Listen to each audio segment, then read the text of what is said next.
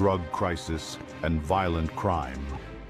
Despite its gleaming culture, tent camps sprawl under bridges, opioid overdoses surge, and shootings plague neglected neighborhoods. The city's progress contrasts sharply with these deepening crises. So, what's driving Chicago's struggles, and can it find a way forward? Let's dive deep into today's video. Hold up, smash that like button, share it with your friends, and hit subscribe so you don't miss what's coming next. The latest point-in-time PIT count from January 2024 shows a huge jump in homelessness in the city, with 18,836 people recorded as unhoused, compared to just 6,139 in 2023.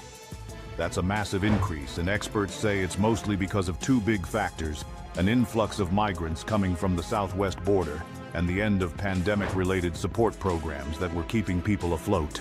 But when looking at the bigger picture, the Chicago Coalition for the Homeless used 2022 data to estimate that a staggering 76,375 Chicagoans experienced homelessness at some point in 2024. That's way more than the point-in-time count captures, showing just how widespread the issue is. Over the last 2 years, thousands of asylum seekers have arrived in Chicago, many with nowhere to go. This has put even more pressure on an already strained system. Then there are the economic struggles, skyrocketing rent inflation, and the end of COVID-era financial aid have made it harder for people to stay in shelters. And let's not forget the deep-rooted disparities. Homelessness hits extremely low-income households the hardest, with Black and African American communities facing the highest rates.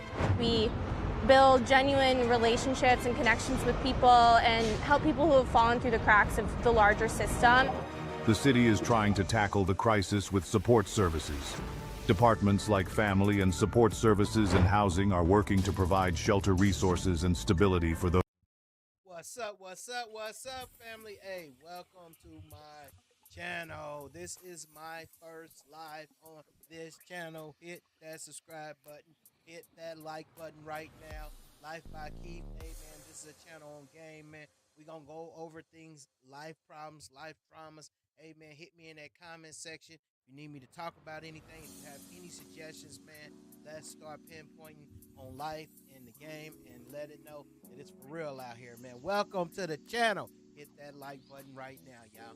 Hey, but check this out, family. Hey, you don't think that can happen to you, do you? You could never see yourself homeless, could you?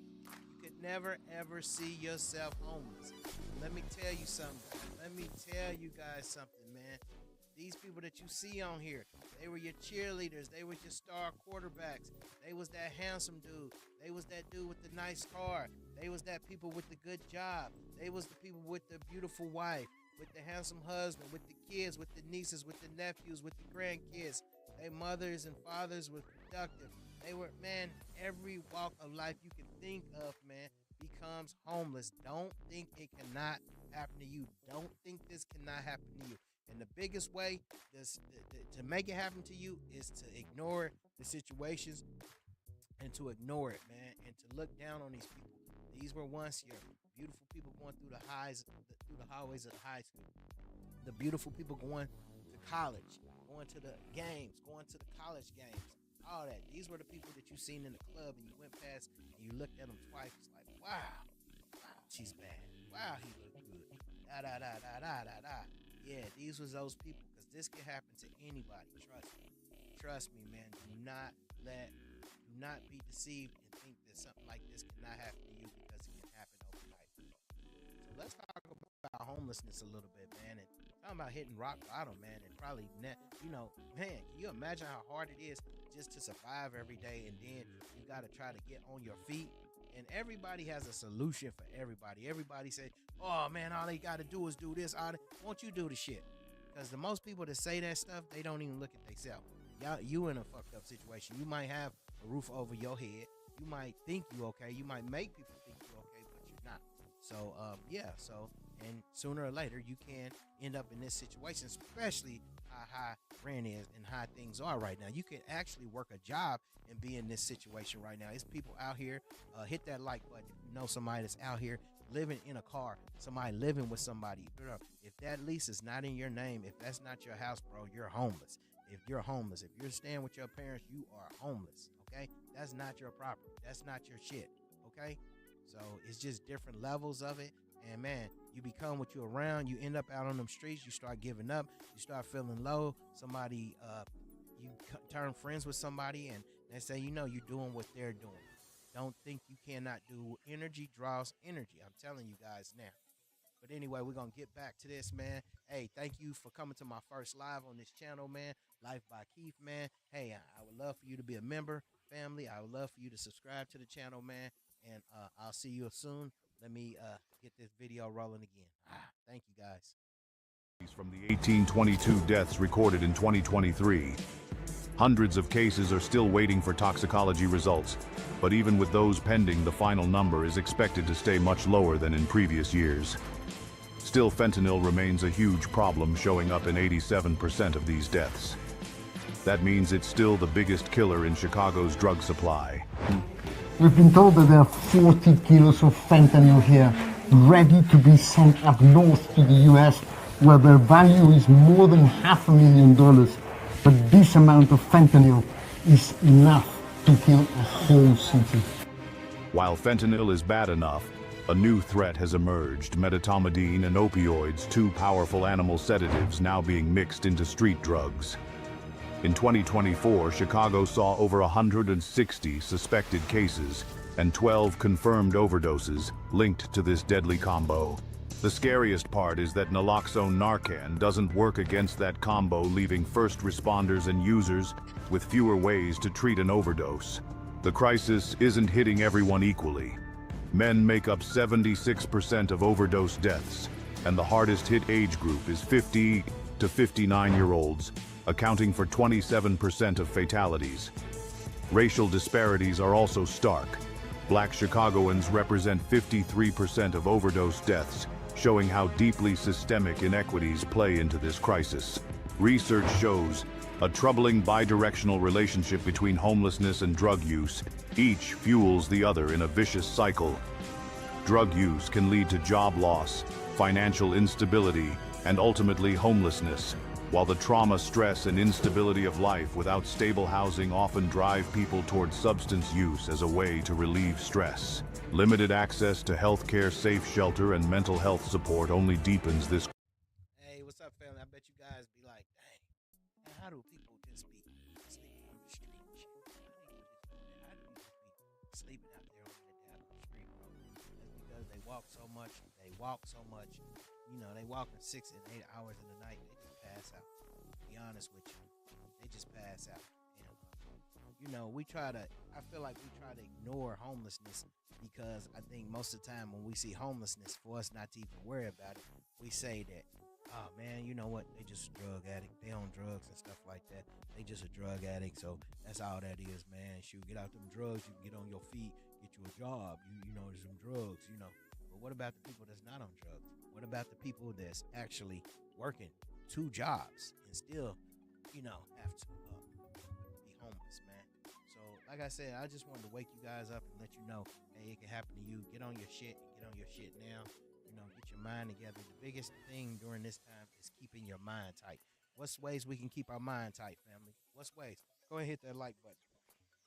We can go work out. We can watch funny shit. We can do fun shit. You know, we can read.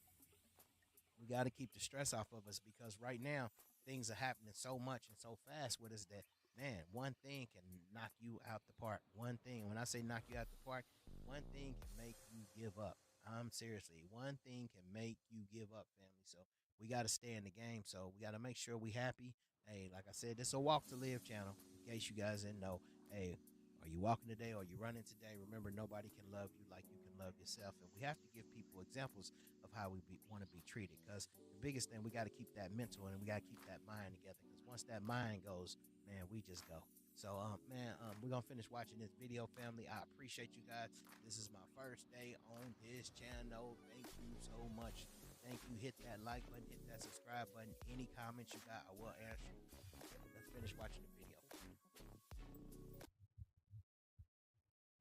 Linked to this deadly combo. The scariest part is that naloxone Narcan doesn't work against that combo, leaving first responders and users with fewer ways to treat an overdose. The crisis isn't hitting everyone equally. Men make up 76% of overdose deaths, and the hardest hit age group is 50 to 59-year-olds, accounting for 27% of fatalities. Racial disparities are also stark. Black Chicagoans represent 53% of overdose deaths, showing how deeply systemic inequities play into this crisis. Research shows a troubling bidirectional relationship between homelessness and drug use. Each fuels the other in a vicious cycle. Drug use can lead to job loss, financial instability, and ultimately homelessness, while the trauma, stress, and instability of life without stable housing often drive people towards substance use as a way to relieve stress. Limited access to healthcare, safe shelter, and mental health support only deepens this crisis, making it harder to break free from addiction while unhoused. Studies also reveal that homelessness itself can be a risk factor for starting drug use. The harsh realities of life on the streets, exposure to violence, untreated mental health conditions, and social isolation increase the likelihood that someone will turn to substances. Early experiences of homelessness, especially among youth, are strongly linked to later drug use, highlighting the urgent need for housing-first solutions and preventive support to disrupt this dangerous pattern before it takes hold. The city isn't sitting back. The Chicago Department of Public Health, CDPH, has rolled out several harm reduction strategies, including free Narcan kits at all 81 public libraries and in vending machines across the city. Operation SOS. What's up, family? Hey, what do you guys think about this? What do you think about this? What do you think we could do to kind of help control or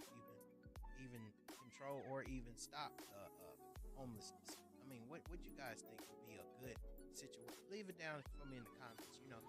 Do you think our government's doing everything we can do? Do you think This hits extremely low-income households the hardest, with Black and African American communities facing the highest rates. We build genuine relationships and connections with people and help people who have fallen through the cracks of the larger system. The city is trying to tackle the crisis with support services.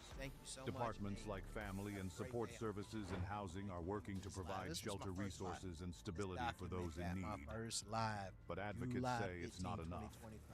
They're pushing for more affordable housing funding to make a dent in the problem. Chicago isn't alone in this.